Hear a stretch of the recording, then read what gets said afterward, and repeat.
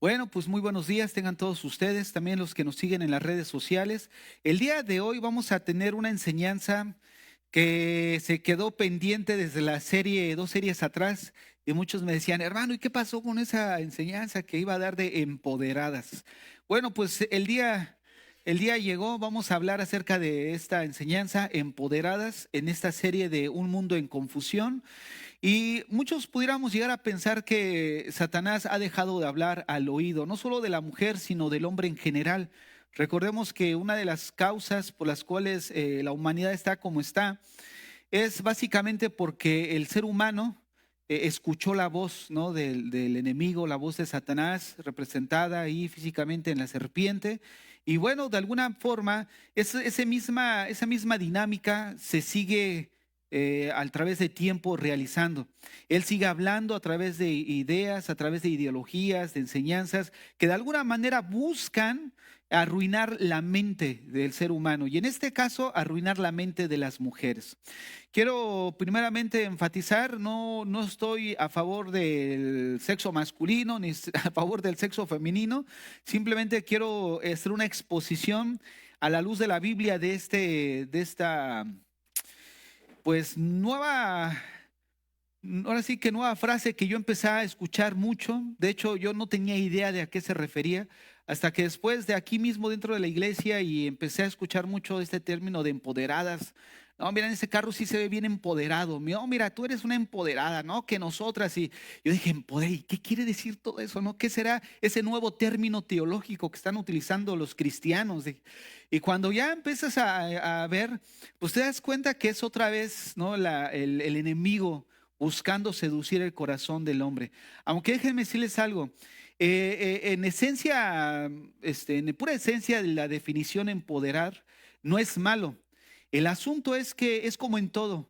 Tiene un inicio correcto, pero con el tiempo se va distorsionando y ahí es ahí donde ya se corrompe la cosa. Y este no es la excepción. Quiero comenzar primero definiendo qué es el término empoderar como tal. ¿Qué significa? Miren, la palabra empoderar se refiere a desarrollar en una persona la confianza, que esa persona desarrolle una seguridad en sí misma, en sus capacidades que tiene, en su potencial, y que observe la importancia de sus acciones, de sus decisiones, para que así afecte su vida de una manera positiva. O sea, si partimos de ahí, pues podemos decir, bueno, no tiene nada de malo y en realidad no está mal. El asunto es que todos podamos mencionar, obviamente no está mal si lo aislamos de Dios, ¿no? Si solamente nos centramos en nosotros mismos, como yo y mis capacidades, yo puedo, yo aquello, ahí ya se convierte en una autonomía independiente de Dios. Pero como cristianos, hay muchos cristianos que reconocemos nuestra necesidad de Dios. Pero hay hermanos que reconocen honestamente, ¿no?, que no pueden hacer nada sin el favor de Dios. Pero dentro de eso están muy inseguros, ¿no? O manifiestan muchas veces duda respecto a si tienen las cualidades para cubrir o realizar tal situación. Entonces es ahí donde precisamente entraría el concepto, ¿no? El hecho de buscar desarrollar en una persona pues su confianza, su seguridad, ¿no es cierto? Ahora, partiendo de ahí, no está mal en sí mismo, pero este concepto, de alguna manera, cuando se utiliza ya un grupo social, busca precisamente o se refiere al proceso de conceder poder a un grupo colectivo, a una comunidad o un grupo social que en un momento dado se encuentra en una situación precaria, hablando de términos económicos, donde de alguna forma pues se busca que esa comunidad salga de una manera de su situación y pues que le eche ganas. Pero este concepto de empoderar, cuando también se puede utilizar a un grupo social marginado o que de alguna forma se excluye de los demás por motivos diferentes, ya sea por sexo, origen, raza, religión, creencias.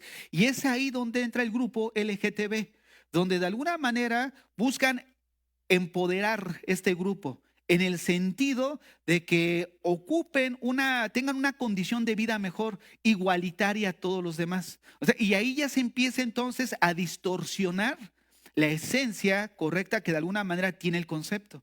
¿Por qué? Porque buscamos en un momento dado apoyar esos grupos que están de alguna forma, se discrimina, se margina, y bueno, necesitamos darle las condiciones que tienen los demás. Y es ahí donde ya se pierde la esencia. La finalidad de empoderamiento social es que estos dichos grupos colectivos sean capaces de desarrollarse por sí mismos, de encontrar una mejoría o una condición de vida mejor. Y es ahí donde precisamente el grupo feminista adopta este concepto con la idea de empoderar a la mujer. Ahora, si nosotros partimos de lo que mencioné que implica empoderar, esto nos llega a pensar de que realmente existe una desigualdad en las oportunidades entre el hombre y la mujer.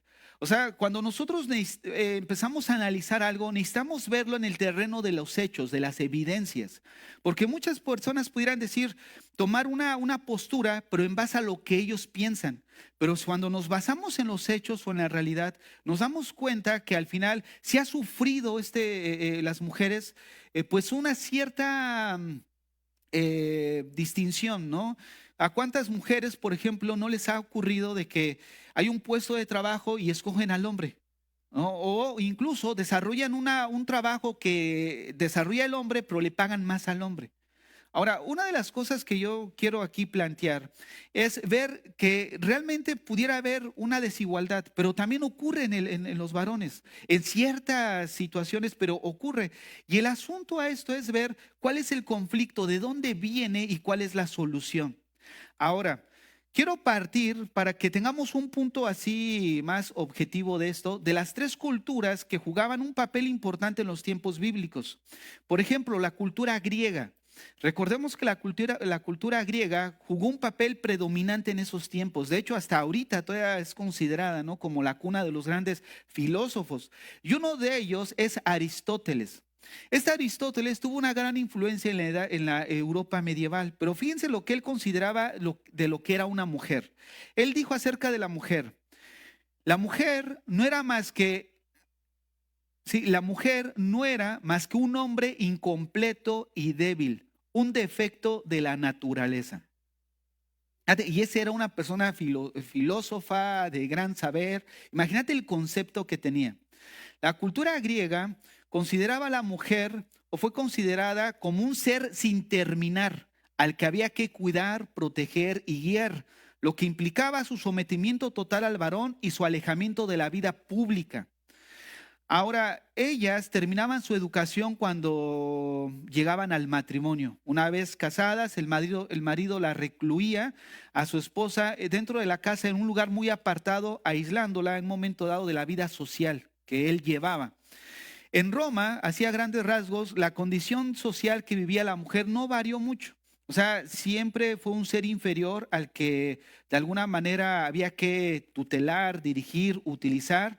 Incluso las niñas, cuando no eran deseadas, las dejaban ahí al abandono, a la intemperie, a que murieran solas. Y muchos, teniendo ventaja de eso, las tomaban y las usaban como prostitutas o incluso esclavas. Cuando estas mujeres llegaban a trabajar en el campo, trabajaban también igual que los hombres en las labores agrícolas, y en la ciudad también podían trabajar incluso como comerciantes y llevar incluso sus propios negocios, pero siempre bajo la tutela de los hombres. Entonces, una de las cosas que nosotros podemos observar es de que ya partiendo de ahí vemos que sí había cierta diferencia. Por ejemplo, la cultura judía. La cultura judía no era algo que era una excepción, no, también estaba metida ahora sí que en la misma olla se puede decir. Ellos, si nosotros consideramos que se buscaban divorciarse por cualquier cosa, pues eso ya nos deja algo que pensar, ¿no? Incluso cuando la mujer fue hallada en el acto mismo del adulterio, los maestros, los celosos de la ley, pues fueron y llevaron a la mujer. O sea, había cierta distinción entre el juicio sobre la mujer al juicio sobre el hombre. Entonces, una de las cosas que vemos es de que sí ha habido cierta situación de hazaña, pudiéramos decir. En la Edad Media, cuando surge lo que es el Renacimiento, se propone un renacer, pero solo para los varones.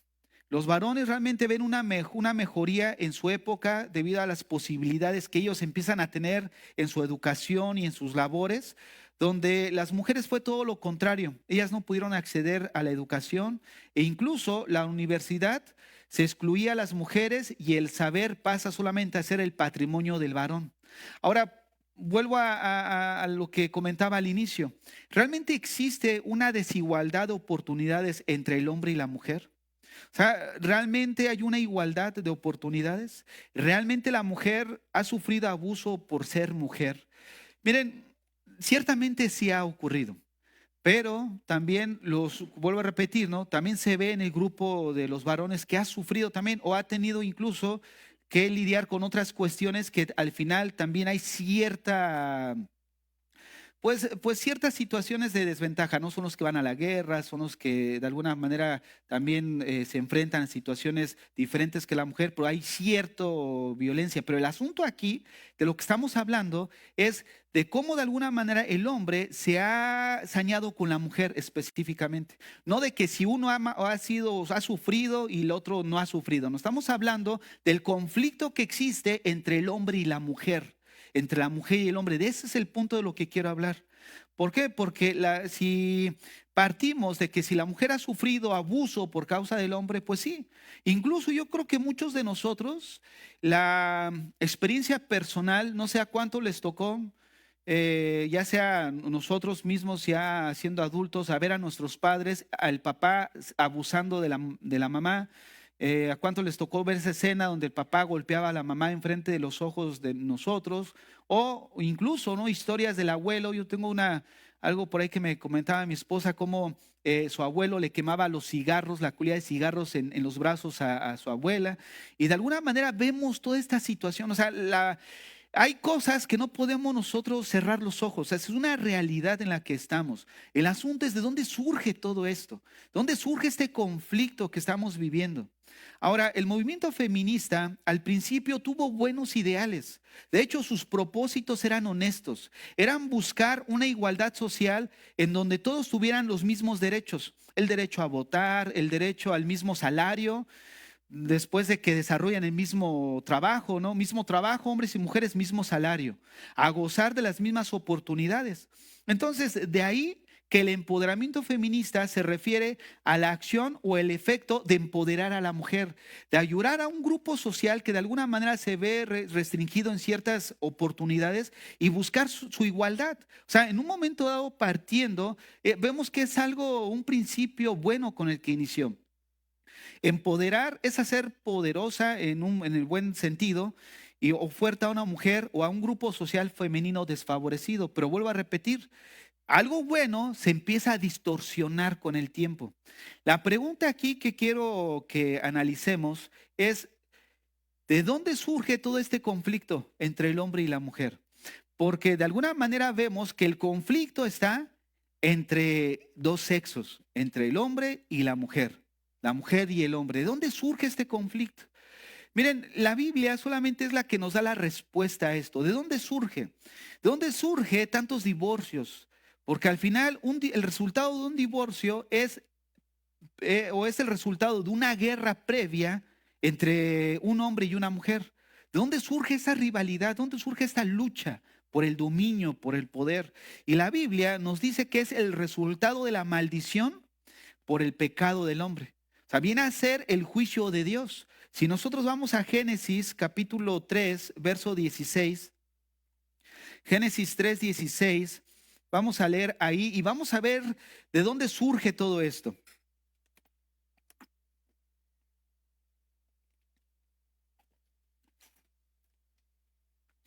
Porque si nosotros partimos de los principios por el cual surge este movimiento feminista y apodera este tipo de concepto de empoderamiento, muchas mujeres pudieran decir, pues sí nos apoya, nos respalda, busca de nosotras o el bien. Pero quiero que veamos cómo todo esto está maquillado.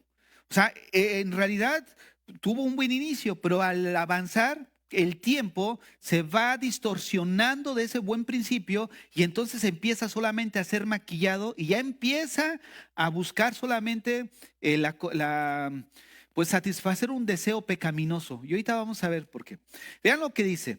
Luego le dijo a la mujer, o sea, hablando Dios, haré más agudo el dolor de tu embarazo y con dolor darás a luz y desearás controlar a tu marido. Bueno, estoy leyendo la nueva traducción viviente. Discúlpeme, a partir de aquí voy a leer la nueva traducción viviente. Dice, haré más agudo el dolor de tu embarazo y con dolor darás a luz y desearás controlar a tu marido, pero él gobernará sobre ti.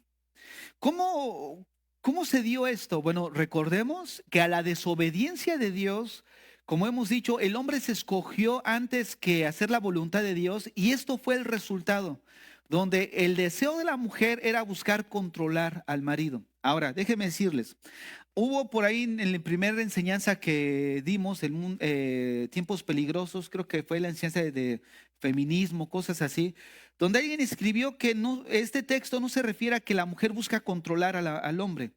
Pero miren, este texto donde dice, y deseará controlar a su marido, es la misma estructura que encontramos en Génesis 4. En Génesis 4 encontramos que cuando Caín mató a Abel, el Señor le dice, vayamos ahí si quieren, vamos a leerlo, para citarlo textualmente, Génesis 4.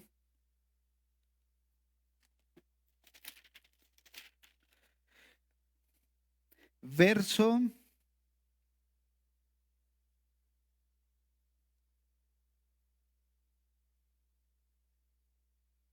7. Dice así, verso 7. Si bien hicieres, no serás enaltecido, y si no hicieres bien, el pecado está a la puerta.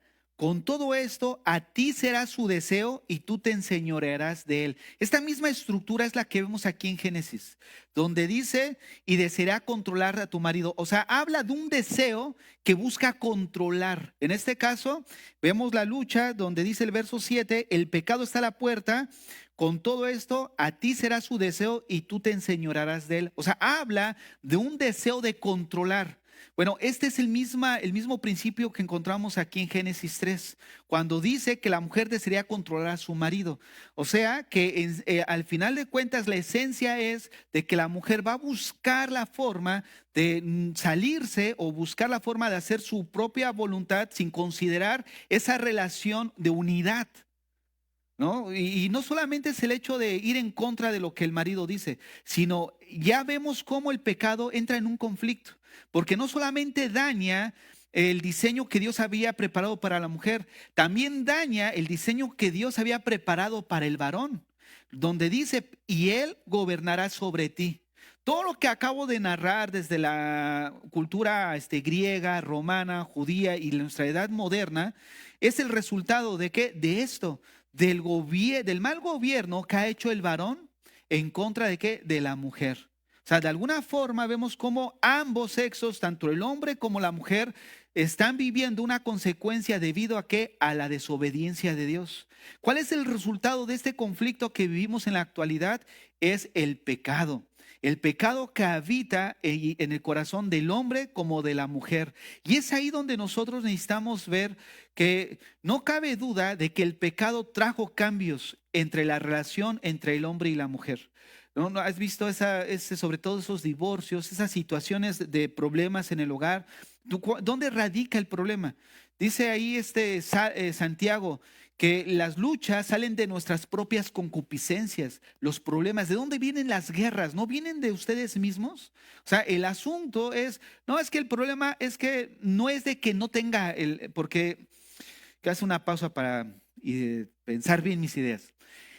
Muchos cuando analizas la situación del problema, le echamos la culpa a la otra persona o le echamos la culpa a las circunstancias, pero las circunstancias de tener o no tener o falta de ingreso o no falta de ingreso no es en sí el problema mayúsculo.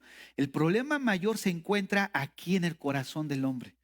¿Por qué? Porque habla de un corazón que no ha decidido someterse a la voluntad de Dios, al señorío de Dios. Porque al final, todo lo que vemos en la Biblia es una instrucción que procede de Dios.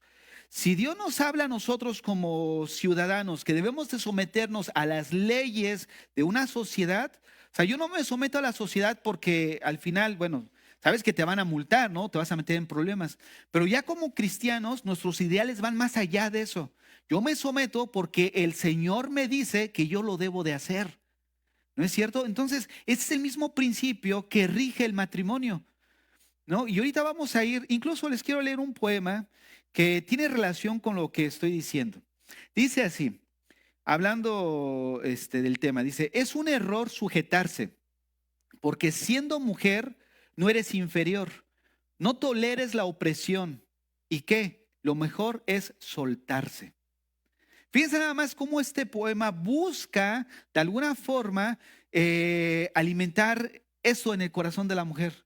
El hecho de pensar que sujetarse es un estado inferior a otra persona.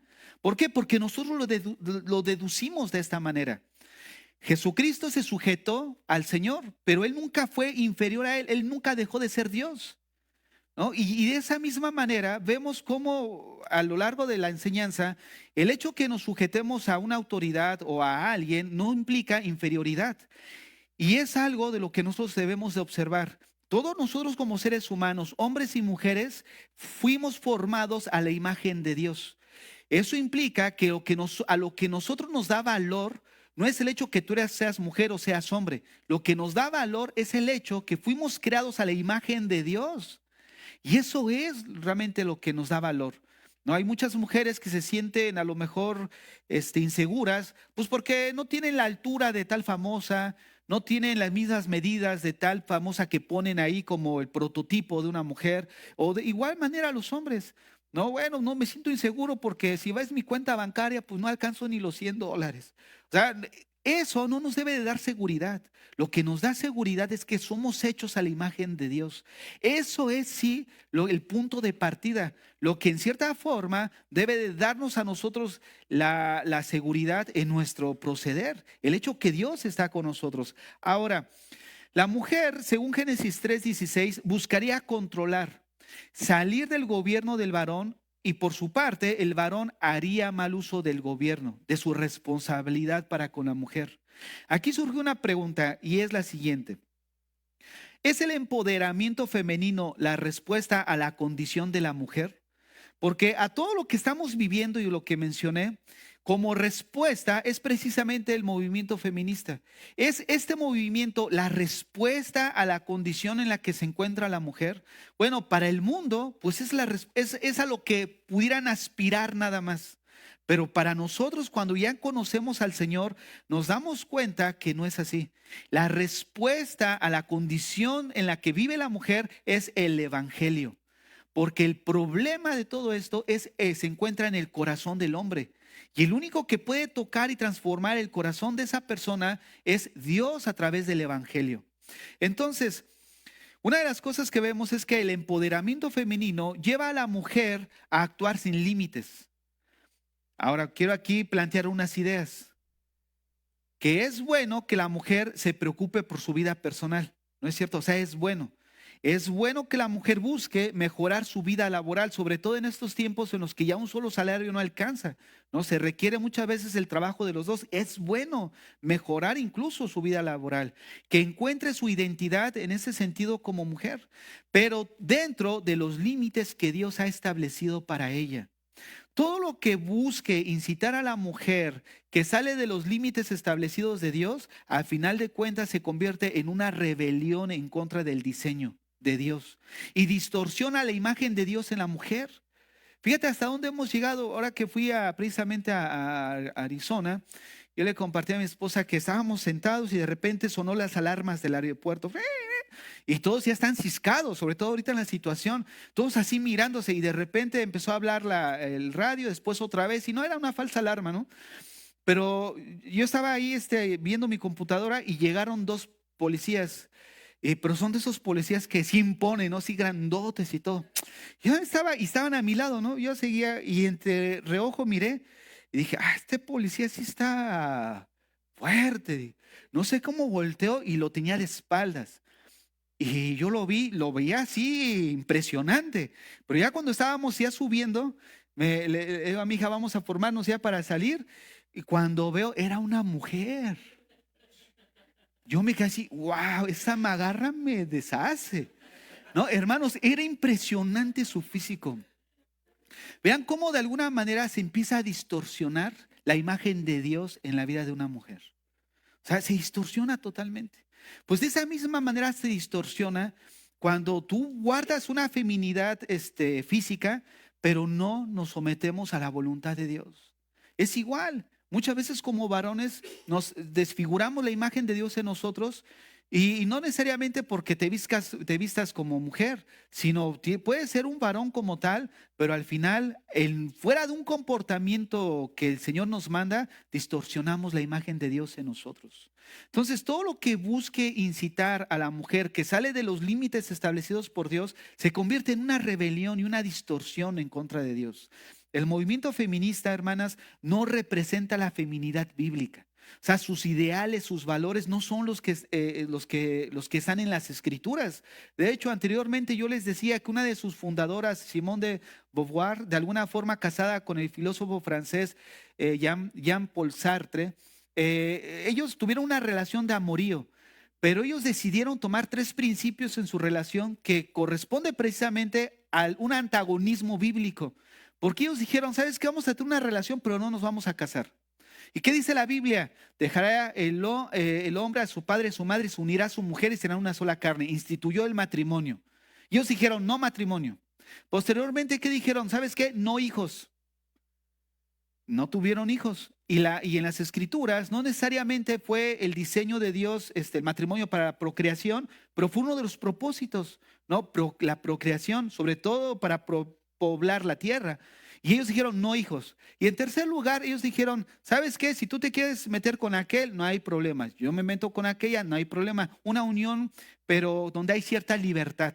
Haz con tu vida lo que quieras, no hay ningún problema. Algo que también la Biblia prohíbe. Entonces vean cómo va directamente en contra a los principios de Dios. La pregunta es, una persona que tiene esos valores en su vida, ¿qué valores va a incitar a las mujeres que la siguen? ¿Qué es lo que va a comunicar? Ellas no los representan, lo que las representan a ustedes es nuestro Señor Jesucristo. Él sí las representa, sus ideales, todo lo que Él planteó para ustedes es lo mejor que puede tener. ¿Por qué? Porque la solución al problema es el Evangelio, como ahorita decía. ¿Por qué razón? Porque el Evangelio de Jesucristo, escuchen eso, no solamente trajo el perdón para las mujeres. ¿Saben qué también trajo? Dignidad.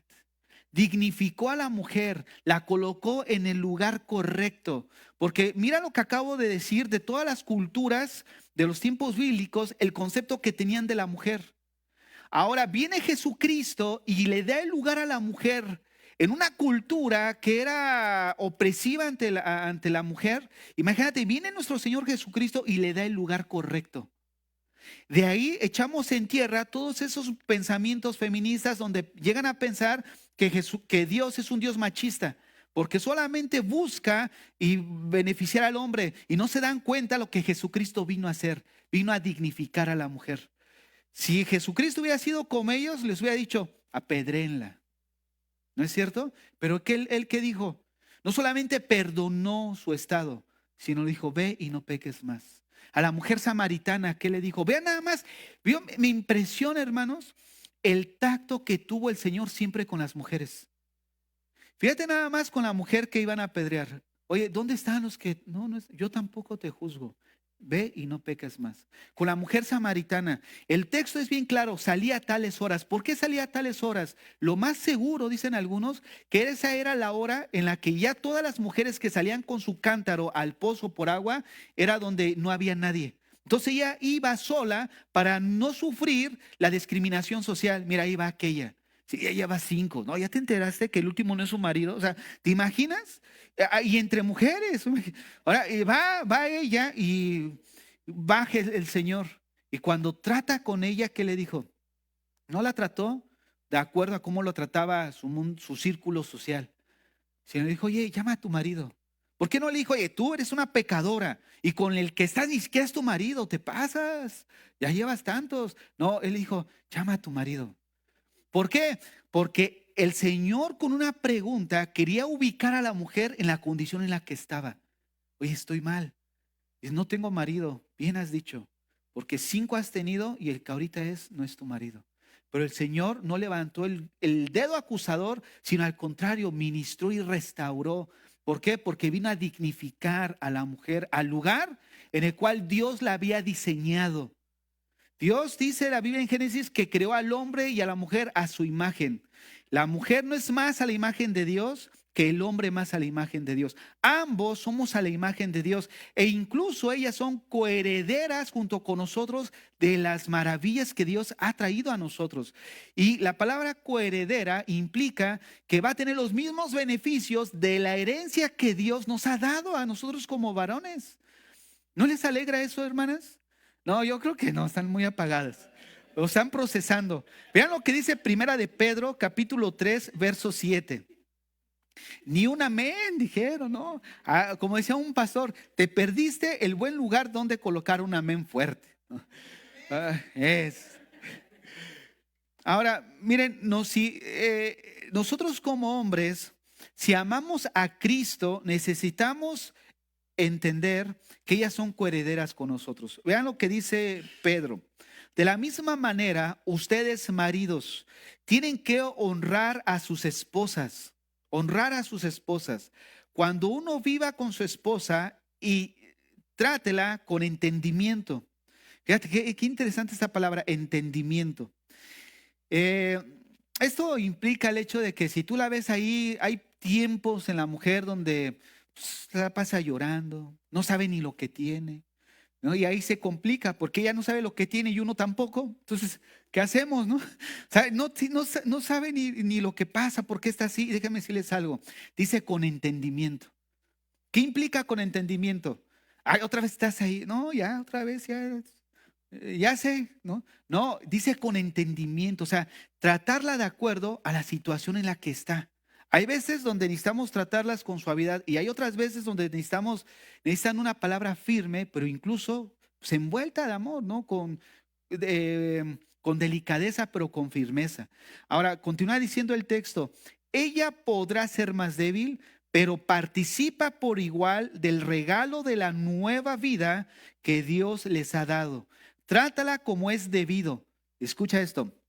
A los varones le está diciendo Pedro, para que nada estorbe tus oraciones. Pastor, es que lloro y no me responde. Bueno, primero, ¿cómo está tu relación con Dios? Segundo, ¿cómo está tu relación con tu esposa? Hay algo que nosotros como cristianos no alcanzamos a entender. Y es que mi relación con Dios va a estar también, va a depender de mi relación con la otra persona. O sea que si yo estoy mal en mi círculo interpersonal, hay algo con alguien, yo no puedo venir con Dios y presentar mi cara, decir, Señor, ¿me puedes ayudar en esto? Porque dice el Señor, dice Pedro, que por eso las oraciones se ven estorbadas. ¿Se acuerdan en Mateo 5, en el Sermón del Monte, cuando dice, cuando vengas a traer tu ofrenda y te acuerdas que tienes algo en contra de alguien? Mira, no vengas de hipócrita a dejar tu ofrenda, mejor déjala a un lado, ve a arreglar tu situación y después vienes. ¿Por qué? Porque Dios está interesado en nosotros, en nuestro corazón. Entonces nuestra relación interpersonal o nuestra relación con Dios va a depender también de cómo yo estoy tratando a los que me rodean. Pero si a los que nos rodean los tratamos mal, sobre todo a la esposa, dice Pedro que está estorbando tu oración. O sea, va a depender mucho de eso. Ahora, la verdadera feminidad bíblica nosotros la encontramos en Primera de Pedro capítulo 3 verso 1, unos versículos atrás. Dice verso 1 al 6, de la misma manera ustedes esposas tienen que aceptar la autoridad de sus esposos. Entonces aún cuando alguno de ellos se niega a obedecer la buena noticia, la vida recta de ustedes les hablará sin palabras. He escuchado que no, si él no se ajusta a la palabra de Dios, no estás obligado a someterse. Y es lo que la Biblia está diciendo que no es así. O sea, el asunto es de que si te está obligando a hacer algo antibíblico, pues sí. Pero vean lo que dice la Biblia. Si aún el comportamiento del varón no es el correcto, tú te debes de mantener en esa rectitud. ¿Por qué? Porque tu vida recta hablará o serán las palabras de evangelio para él. Y dice ahí el texto 1, lo voy a volver a repetir. De la misma manera, ustedes esposas tienen que aceptar la autoridad de sus esposos. Entonces, aun cuando alguno de ellos se niegue a obedecer la buena noticia, o sea, el evangelio, La vida recta de ustedes les hablará sin palabras. Ellos serán ganados. ¿Cómo? A través del testimonio. Y un testimonio es aquel que de alguna manera se somete a lo que Dios nos está diciendo. ¿Cómo comienza? Autoridad. Autoridad no es lo mismo que inferioridad, es cuestión de orden. ¿Han visto esos matrimonios donde el esposo dice algo y la esposa lo contradice? ¿Por qué? Porque la esposa quiere hacer lo que quiere hacer y pasa por encima de lo que el varón está diciendo. O sea, hay dos cabezas. ¿Y han visto a una persona con dos cabezas? Si yo veo una persona con dos cabezas, salgo corriendo. ¿Por qué? Porque eso es un monstruo, no es normal, es anormal. Bueno, a menos que sea un defecto biológico, ¿no? Pero te imaginas que te salga ahorita así en Halloween que acaba de pasar. No, hombre. O sea, ¿por qué? Porque es un monstruo, un hombre con dos cabezas. Y así se ven los matrimonios con dos cabezas queriendo gobernar. Ahora, ¿por qué es así? Porque es cuestión de orden. ¿Te imaginas una compañía donde esté el dueño y esté el gerente y el dueño diga algo y el gerente lo contradiga? No, pero tú ¿por qué me lo dices si somos iguales? No, espérame, somos iguales como personas, pero ya hay una jerarquía de autoridad. Cuando dicen, pastor, es que usted y yo somos iguales. Sí, somos iguales, no te lo quito, no te lo quito. Pero en responsabilidad y en jerarquía de hablando de autoridad no es lo mismo. ¿Por qué? Porque a mí me va a demandar sobre las almas y a ti no te va a demandar sobre las almas, te va a demandar sobre tu alma y la de tu familia. O sea, es cuestión de orden. Entonces, esto es lo mismo dentro del matrimonio. No es ¿por qué me tengo que someter? Está diciendo que yo estoy inferior. No, ya leímos que son coherederas. Ya vimos que están hechas a la imagen de Dios igual que nosotras. Es cuestión de orden. ¿Y sabes cuál es uno de esos principios? Para protección. ¿Por qué? Porque Pedro lo dijo. O sea, de alguna forma puede ser más débil físicamente, aunque hay algunas que no, pero pueden ser más débil físicamente. ¿Y cuál es el propósito? ¿Por qué Dios las diseñó así? Nosotros dijimos una de las clases, la última vez, que los roles, muchas veces una idea de ver cuál es el rol de la mujer y del hombre, parte del mismo diseño físico que Dios nos dio. La mujer, pues es más delicada, no está diseñada físicamente para desarrollar un trabajo pesado. Nosotros sí. ¿Qué implica esto? Protección, cuidado. Entonces, esto es la idea que está detrás de todo esto. El asunto es que se rompe cuando buscamos igualar en cuestión de rol. Y ahí es el problema, donde este movimiento feminista busca un igualitarismo, pero en rol. Y no se dan cuenta que los roles no son establecidos socialmente. Los roles son establecidos divinamente. Es Dios el que dijo cuál es la función del hombre y es Dios quien estableció cuál es la función de la mujer. Y en base a eso, Dios les dio un cuerpo y un cerebro para mujer y un cerebro para hombre.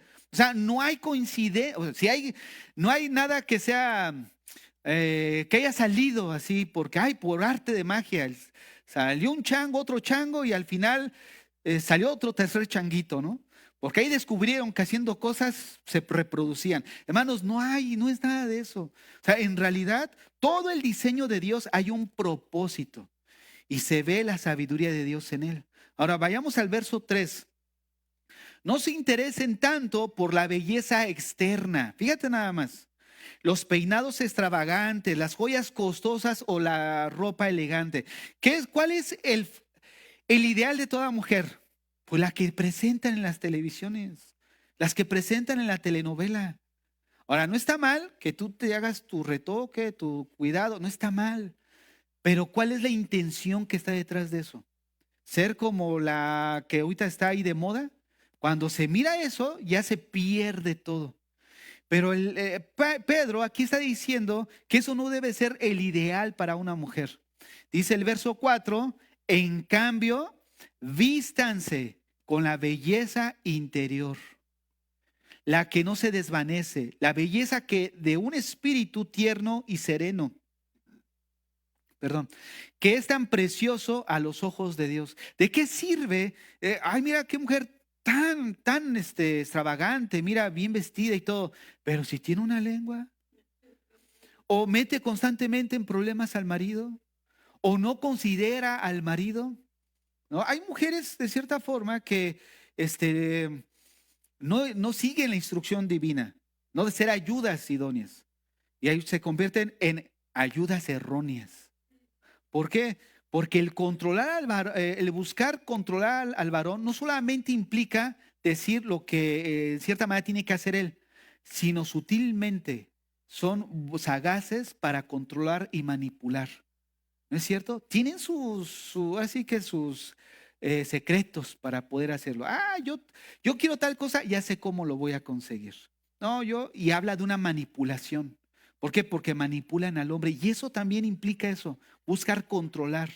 O sea, y es ahí donde ustedes como esposas deben de ser sabias. Sobre todo, ya llega una edad donde las hermanas maduras deben de enseñar a las jovencitas a llevar una vida piadosa. En pocas palabras, deben de ser ejemplo a las que vienen detrás de ustedes. Y el ejemplo es una vida piadosa, con una belleza interior que no se desvanece, a la cual a los ojos de Dios es algo precioso. Vean el verso 5. Así es como lucían hermosas las santas mujeres de la antigüedad.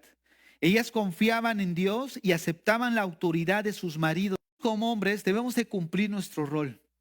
Nos quejamos de que la mujer quiere empoderarse, pero el empoderamiento fue el resultado de que la mujer en un momento dado, o mejor dicho, nosotros como hombres no estamos haciendo nuestro trabajo. ¿Por qué surgió todo eso? Por el abuso, ¿no es cierto? De que se vivió en un momento. Ahora, el empoderamiento en la mujer nos habla de que no estamos haciendo bien nuestro trabajo. Si hiciéramos lo que Dios nos demanda a nosotros, la mujer no tendría necesidad de buscar empoderarse porque tendría todas sus necesidades cubiertas. Ahora bien, tampoco no quiero generalizar porque como ahorita decía, también existen algunas mujeres que no obedecen al Señor aún sabiendo cuál es la voluntad. Y ahí ya habla de un corazón que está en rebelión abierta en contra de Dios.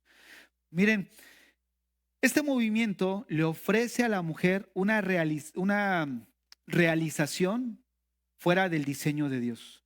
Busca nada más alimentar la concupiscencia de la mujer. Pero ya mencioné que la respuesta a todo esto es el Evangelio. Miren, el Evangelio no solamente busca perdonar los pecados, como ahorita decía, sino el Evangelio busca que esa relación, o primeramente que el hombre vuelva al diseño. ¿Cuál es? El diseño para lo cual fuimos creados. Por eso dice Colosenses 3:10. Ahí vamos a leer rápidamente Colosenses 3:10. Dice así: y revestido del nuevo, el cual, conforme a la imagen del que lo creó, se va renovando hasta el conocimiento pleno. Vean, aquí todo el contexto está hablando de los resultados de la conversión. O sea, que debemos de dejar de vivir como antes vivíamos y ahora necesitamos vivir vestidos de la imagen de Cristo. Pero aquí en el verso 10 dice revestidos del nuevo. O sea, habla del nuevo, pero no de que como ¿cómo se llamaba el de Juan 3? Nicodemo llegaba a pensar, ¿cómo puedo ya siendo viejo entrar por segunda vez en el vientre de la mamá? Sino se refiere aquí a nuevo en sentido de diferente. Ahora somos diferentes y es lo que la gente debe de ver en nosotros.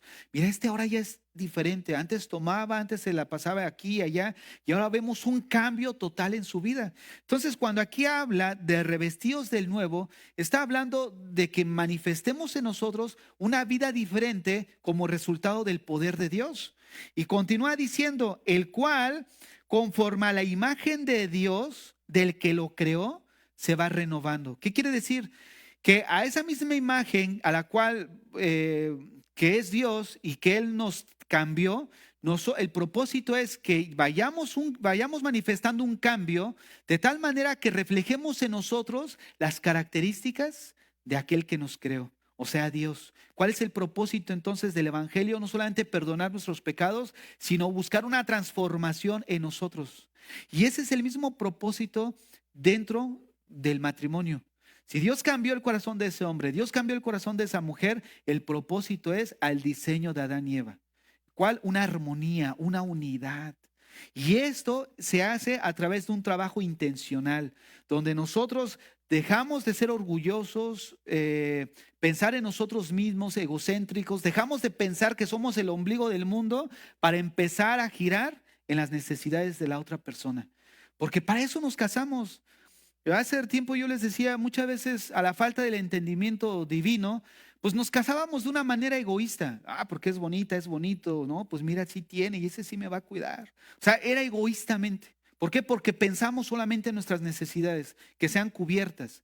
Y por eso cuando venimos al matrimonio y ya esas necesidades no están tan cubiertas, entonces ya viene pues el cambio por otro modelo, ¿no es cierto? Pero entonces, ¿cuál es el asunto? Que el matrimonio está en base a un compromiso, ¿no? En base a lo que Dios diseñó ese matrimonio. Entonces, una de las cosas que ahorita mencionaba, que por eso, no, por eso buscamos casarnos, para pensar en la otra persona, llenarlas, satisfacer a la otra persona, dejar de pensar en mí para pensar en ella, para pensar en él. Cuando perdemos estos ideales, entonces viene los problemas que ahorita están a nuestro alrededor. A lo cual también nuestras hijas van a estar enseñadas: empodérate, empodérate, empodérate, empodérate. Y al final va a caer en qué? Pues en comer toda la basura que está a nuestro alrededor. Ahora, las diferencias de roles, como ahorita decía, no son establecidas socialmente, sino divinamente.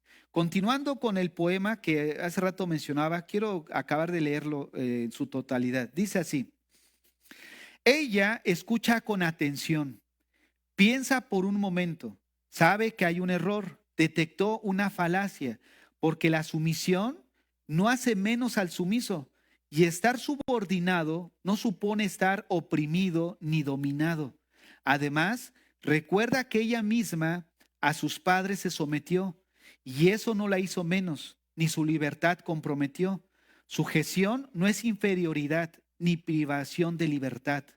Diseño sabio, propósito divino, cuestión de orden. Ella se convence y se entusiasma.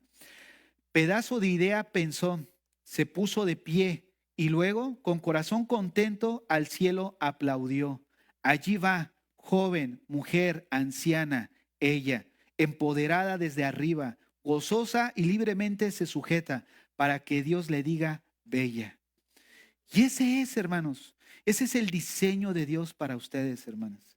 De alguna forma no se trata de inferioridad, se trata de diseño divino. Y este movimiento no busca una igualdad, sino busca precisamente no busca una igualdad bíblica, busca una igualdad pero diabólica. Vean cómo algo que comenzó bien se empieza a distorsionar con el tiempo. Ahorita hay algo que todavía va empeorando. Fíjense, esta Alison Haggard, en su libro Filosofía Política de la Liberación de la Mujer, escribe lo siguiente acerca del movimiento feminista radical. Ella dice: la igualdad feminista radical significa no simplemente igualdad bajo la ley, ni siquiera igual satisfacción de nuestras necesidades básicas, sino más bien que las mujeres, al igual que los hombres, no tengan que dar a luz. O sea, ya va distorsionado todavía más su según igualdad. ¿Qué es esto? Esto no es más que la destrucción de la familia biológica. Ve nada más hacia dónde va algo que de alguna manera comenzó bien. Se comienza a distorsionar con el paso del tiempo. Y lo que nosotros conocíamos como un movimiento feminista que nada más buscaba pues que todas las mujeres votaran, que tuvieran los mismos derechos que hombre dentro de la sociedad, ahora va todavía mayor. Ahora, así como el hombre no tiene hijos, que tampoco nosotras tengamos hijos. Fíjate hasta dónde está llegando. Las feministas de género pretenden que se sustituyan los roles de género. ¿Qué quiere decir esto? Un rol de género, por ejemplo, hablando de padre, es el que le toca trabajar, el que le toca hacer esto, o sea, los roles que nosotros conocemos naturales de un hombre o los naturales de una mujer. Ella dice, este movimiento de género, feminista de género, menciona que se deben de sustituir estos roles de género específicos, de ya no ser hombre, padre o madre, sino que ahora sean roles neutrales. ¿Por qué? Porque se va a buscar que no haya diferencia de conducta ni responsabilidad entre el hombre y la mujer en la familia. O sea, ¿sabes qué? Ya no va a haber hombre ni mujer, sino que ahora vamos a hacer roles neutrales de género, donde nada más se llame progenitores. Sí le dije bien, ¿no? Progenitores. Para sustituir padre o madre. Y así de esa manera vamos a sustituir el rol género y todos nosotros seamos iguales. No hay responsabilidad tú como padre. Ahora vamos a gozar la misma igualdad entre hombre y mujer. Fíjate hasta dónde se va a encaminar todo este movimiento. Destruir lo que es la familia. Hermanas, ellas no te representan. Ellas no buscan tu bienestar. Ellas buscan, al contrario, desfigurar la imagen de Dios en tu vida. Yo les quiero hacer una pregunta a las hermanas en esta mañana. El fin de esta enseñanza no es atacarlas, no es minimizarlas. El fin es proveerles una solución correcta, que es el Evangelio. El Evangelio las dignificó, las colocó en el lugar que realmente le corresponde. ¿Te imaginas los primeros discípulos en la iglesia primitiva que vivían bajo esta cultura donde la mujer era considerada como un mueble nada más? De hecho, bajo el Imperio Romano, la mujer siempre estaba casi casi como esclava. ¿Por qué? Porque le pertenecía al padre antes de casarse. Y ya cuando se casaba, ahora le pertenecía al esposo, pero nunca dejaba de ser libre. Siempre estaba subordinada en algo. Entonces, cuando viene Pedro y Pablo y viene toda la enseñanza del Nuevo Testamento que nos trajo nuestro Señor Jesucristo, le da el lugar que realmente le corresponde. Incluso se dice que la que llevó la carta de los romanos a Roma fue una mujer. Él mismo en Lucas 8, 1 al 2, los que proveían para el ministerio de Jesús eran mujeres. Fíjate nada más, o sea, las mujeres juegan un papel importante dentro del ministerio. Pablo en Filipenses les dice, oye, dile a aquellas que dejen de pelearse. Fíjate nada más, ¿por qué? Porque lucharon conmigo en el ministerio. O sea, Pablo reconoce la función de las mujeres y su importancia dentro del evangelio. Juegan un papel importante. ¿Quiénes son las que están en los discipulados? Mujeres. ¿Quiénes son las que están en la oración? Mujeres. ¿Quiénes son las que dan más? Mujeres. Fíjate nada más cómo de alguna forma son más dadas a responder al Señor. Como todos tenemos ciertas fallas, también como hombres o mujeres, pero de alguna manera tienen un lugar especial en el Señor, ¿no? Tanto varones como mujeres fuimos creados a su imagen. Y es ahí donde nosotros necesitamos apuntar. Hermanas, examinen su corazón. ¿Cómo está tu corazón? A lo mejor por un momento en tu vida creíste que ellas te representaban, que ellas de alguna manera eran los ideales que tú buscabas para encontrar esa libertad de opresión que a lo mejor viviste en tu círculo de familia, ¿no? Yo recuerdo que cuando tenía que planchar yo mi ropa de la escuela, yo tenía que terminar rápido, porque llegaba mi papá y él decía que planchar era para mujeres. O sea, eso no es para... Y me metía una regañada. Entonces, muchas mujeres de cierta forma viven o vivían en un círculo de opresión. ¿Por qué? Porque viene la cultura machista. Y una de las cosas que viene el Evangelio precisamente es a quitar todo eso de nuestro corazón. No se trata de algo de machista, ni de feminista. Se trata de hacer lo que Dios nos mandó a hacer a cada uno. De conformarnos al diseño de Dios. ¿Por qué? Porque ahí es donde sí vamos a glorificar el nombre de Dios a través de nuestras vidas. Y es algo importante, hermanas, que ustedes recuerden que glorifican a Dios a través de su rol. Un rol que no lo establece la sociedad, un rol que lo establece Dios. ¿Cuál debe ser tu función? Considerar a tu cabeza. Oye, yo tengo ganas de hacer tal cosa, pero muérdete la lengua. Agárrate tus manos de decidir. Deja que decida el varón. Ahora, ¿qué quiere decir esto? Que otra vez volvemos a lo mismo, no. Tú puedes opinar, oye, ¿cómo ves esta situación? ¿Por qué? Porque dice la Biblia que Abraham escuchaba a Sara. Y ahí es el problema, donde muchos varones no escuchan a su mujer y nos metemos en problemas. Porque si no las escuchamos, entonces no van a ser nuestra ayuda. Para hacer ayuda implica algo que nosotros no podemos hacer o no podemos ver incluso. Entonces viene el consejo, oye, ¿tú cómo ves? ¿No? Llegan a un común acuerdo, pero al final pues nos toca decidir.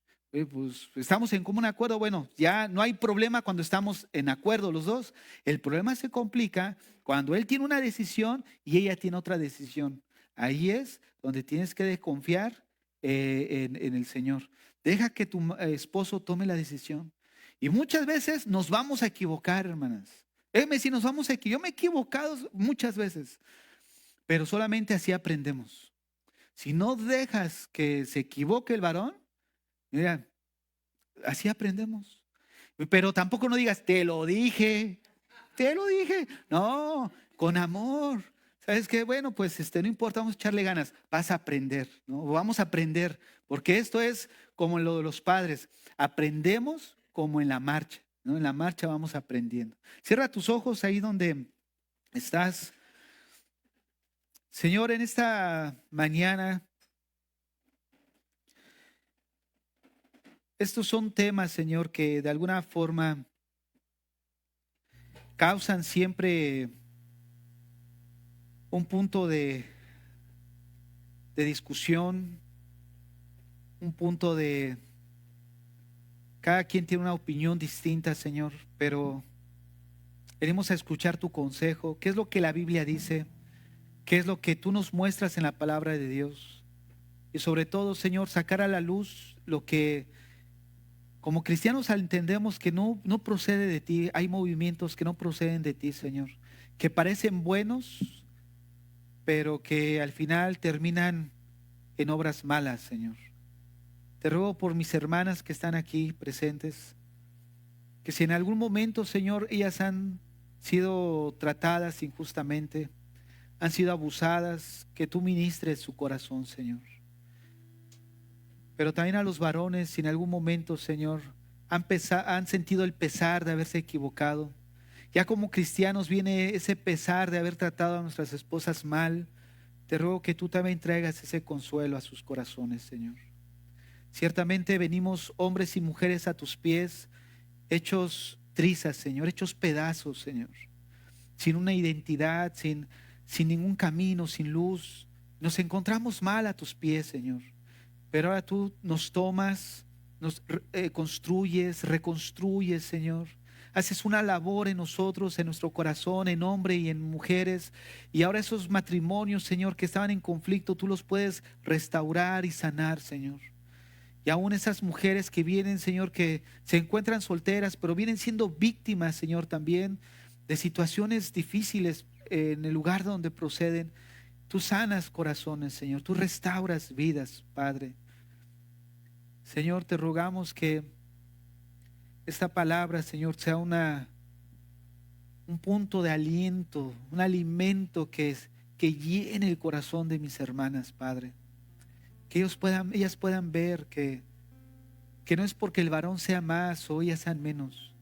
Al final, estamos en la misma plataforma, Señor. Somos tus hijos, somos diseñados a tu misma imagen, pero tú nos diseñaste en roles diferentes, Señor.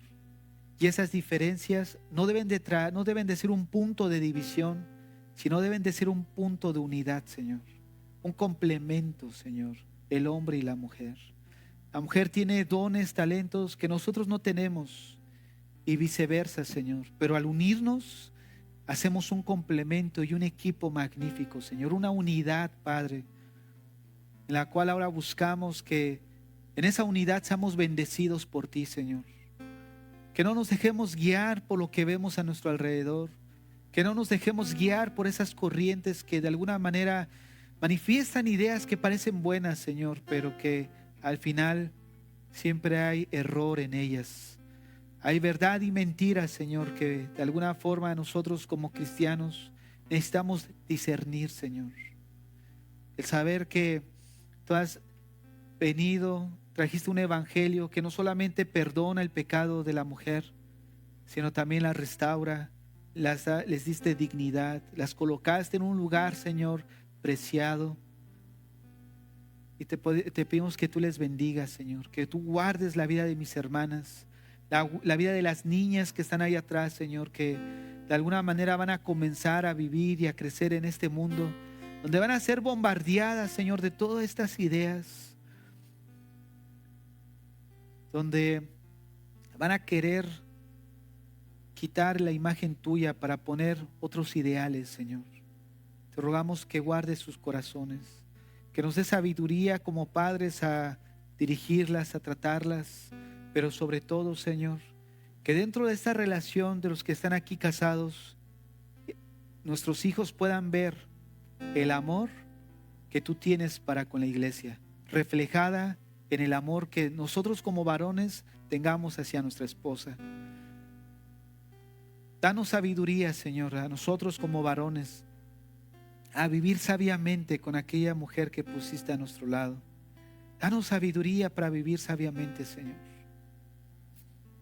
Y aquellas hermanas que están aquí, que de alguna manera se encuentran dañadas o sienten algo en su corazón, Señor, te ruego que tú obres en sus vidas, que sanes su corazón, Señor, de cualquier trauma, cualquier situación difícil, que tú les guardes, que tú les bendigas, Señor.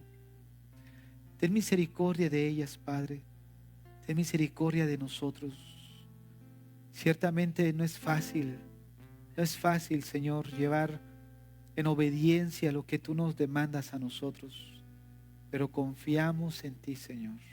Confiamos en ti, en tu provisión y en que tú eres bueno con nosotros, Señor. En el nombre de Jesús, amén y amén.